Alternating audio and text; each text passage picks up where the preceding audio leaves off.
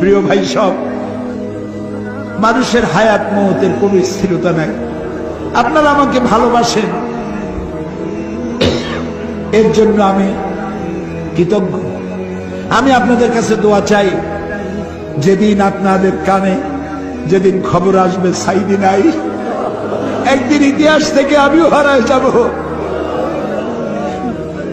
কিয়ামতের দিন আল্লাহ যেন আমাকে মাফ করে দেন। আমি কিচ্ছু চাই না আল্লাহর কাছে। আল্লাহ যদি বলেন কিয়ামতে তোরে মাফ করে দিলাম, এর থেকে বড় পাওনা আমার নাই। আল্লাহ, ষড়যন্ত্রকারীদের সব ষড়যন্ত্র থেকে তোমার গোলামদেরকে তুমি হেফাজত করো, তোমার কুদরতের চাদরটা দিয়ে হেফাজত করো।